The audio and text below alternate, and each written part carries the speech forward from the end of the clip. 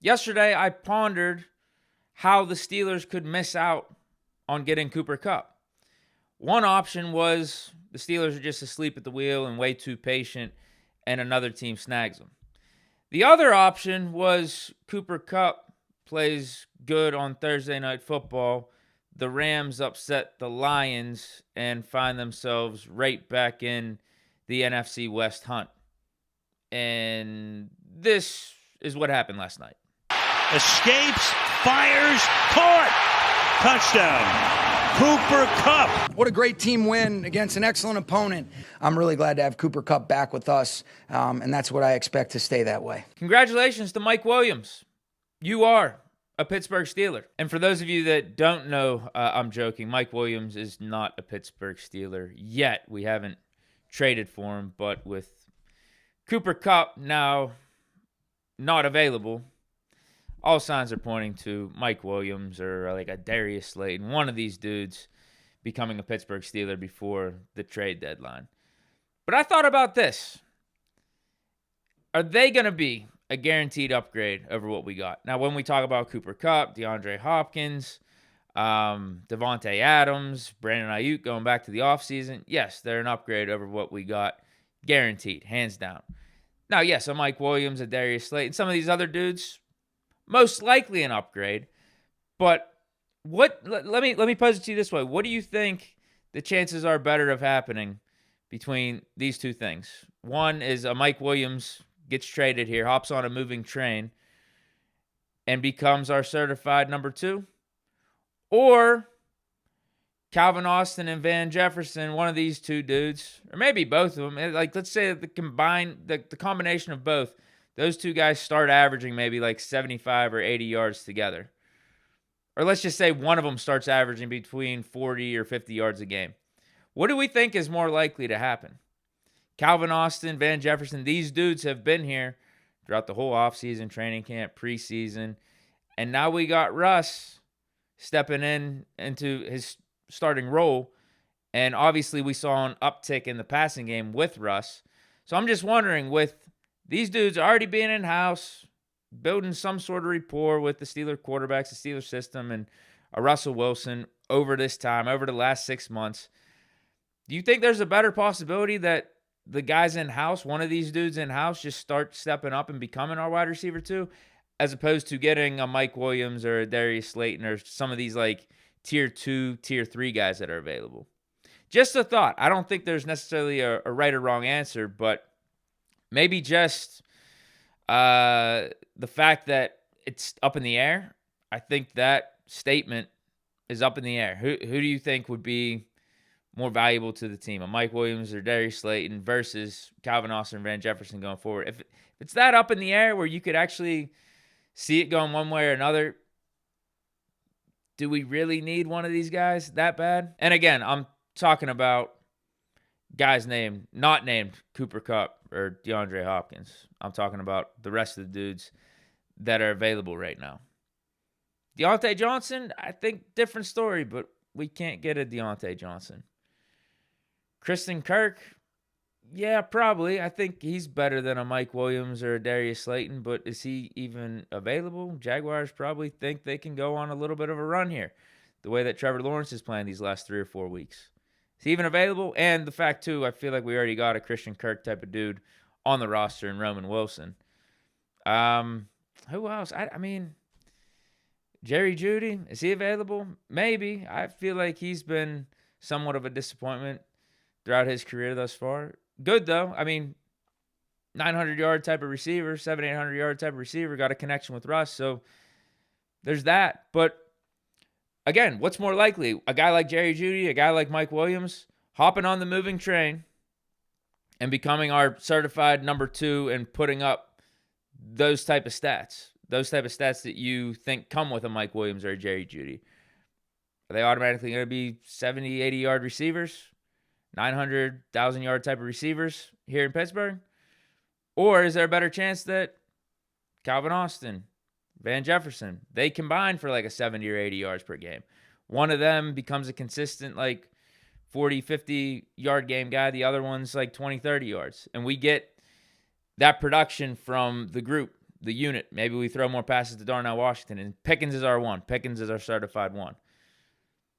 But we don't feel like our offense is really missing anything that bad.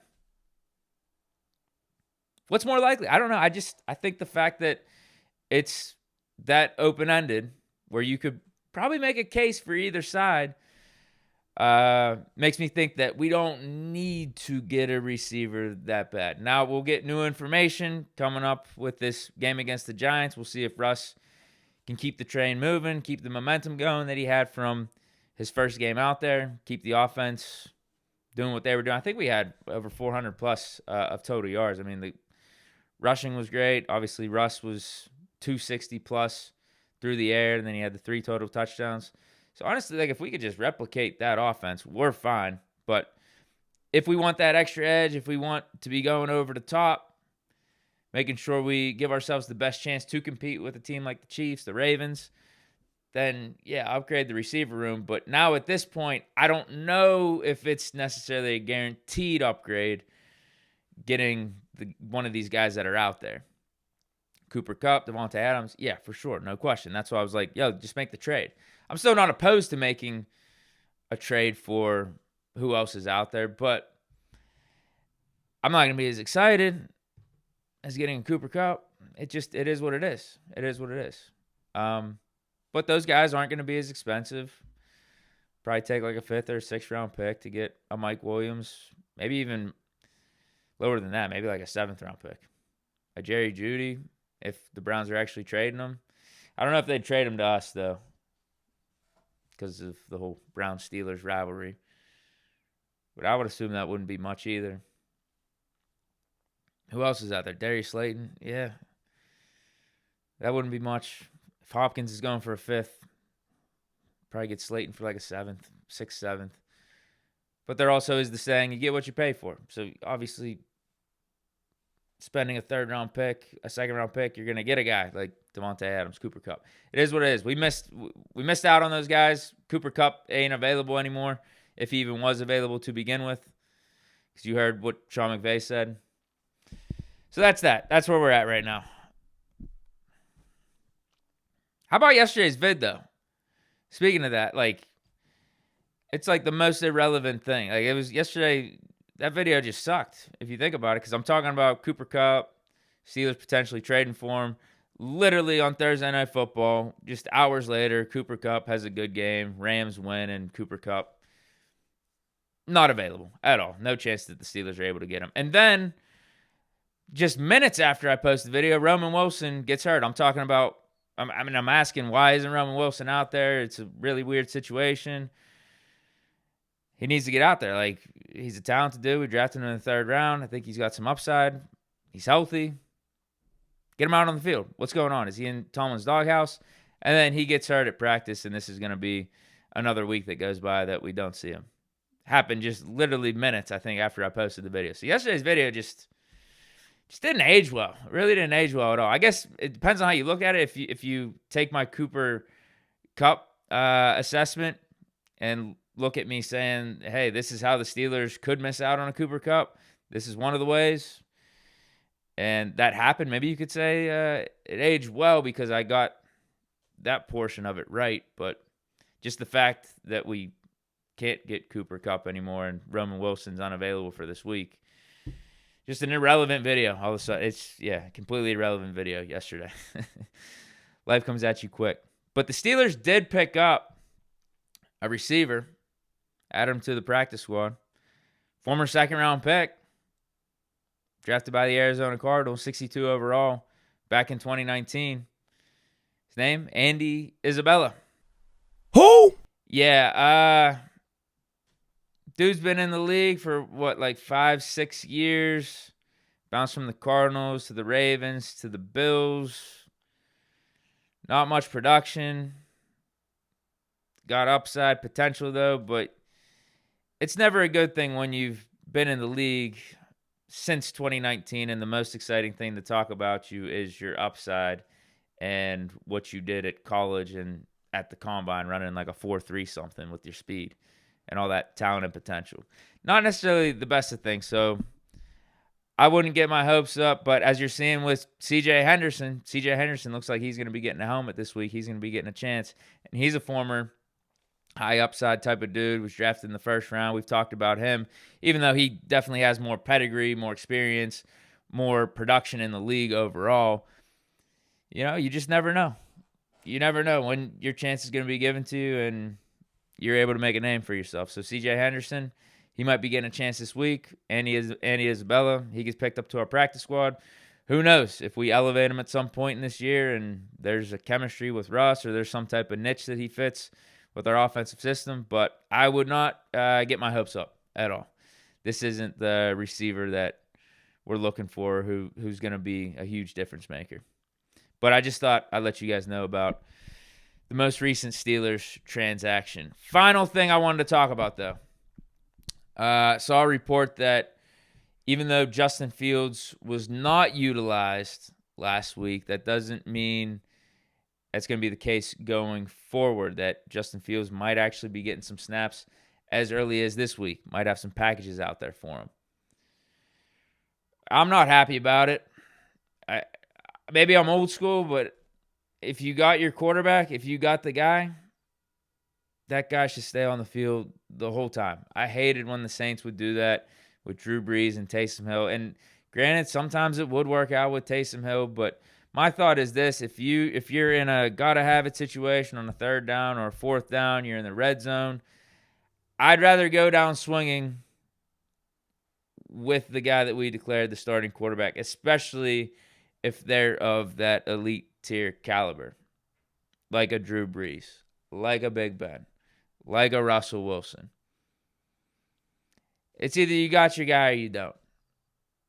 And especially, too, with Russell Wilson being as good as he is in the red zone, it's not like this automatic thing that if Justin Fields gets out there, all of a sudden our offense gets better in the red zone. No, because Russell Wilson has performed well. Dude had 20 touchdowns in the red zone last year. I think that was like the best or like second best clip for a quarterback in the 2023 season. So I'm not a big fan of it.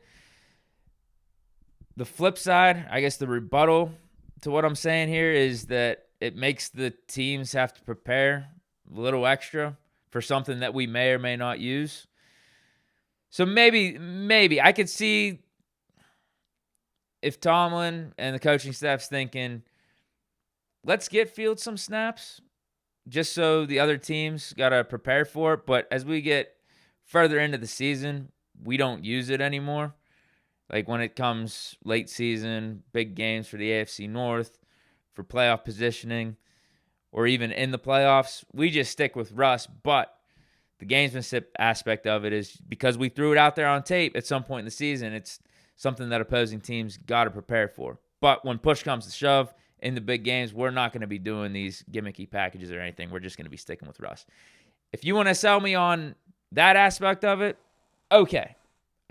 But I'm just not a fan of it in general. But let me know your thoughts down below in the comments of Cooper Kupp not being traded here anymore. It was a good run for like 2 or 3 days. We thought there was a really good chance of us getting Cooper Kupp and the offense having Pickens, Kupp, the running backs, Freiermuth. Like the offense was looking really good for a good 2-3 days there. Elite. No more Cooper Kupp. The Andy Isabella signing, Roman Wilson getting injured yesterday, and any thoughts you have on Justin Fields being utilized. And that's the other thing with the Justin Fields scenario. This was reported by Bob Labriola. He's very connected to the Steelers. I think he works directly with the Steelers. So if it's coming from him, it's most likely going to be true. So Fields legitimately might be getting snaps this week. I'm not a fan of it. If it works, it works. Whatever. Obviously, we're all going to be happy. But if Russell Wilson's your guy, you stick with Russell Wilson. And I would say the same thing, vice versa. If Fields was our quarterback, we're not doing packages with Russell Wilson or anything like that. Now, it's different with Russ being the starter and Fields because Fields got a good skill set with his legs there and can really make things happen on the ground. And it would be a similar scenario to Brees and Taysom Hill here with the Steelers being Russell Wilson and Fields, because we could use Fields, his legs, and doing some like wildcat stuff. You could motion them at receiver. I don't want to do any of that stuff. Too gimmicky for me. Russell Wilson's your quarterback. Keep him out there for all the snaps. He's your leader on offense. He's the veteran. Let him lead this team. Don't be doing all this stuff. I'm against it, but again, if it works, it works. All right, we'll be happy. But that's it for today's show. Let me know your thoughts down in the comments on the stuff I just brought up there. But have a great weekend. Stay safe out there. And I still got to do a Steelers-Giants preview. So next video I do, it's going to be that. I don't know if that's going to be tomorrow, if it's going to be Sunday, Monday. We'll see. But stay chilling. Peace.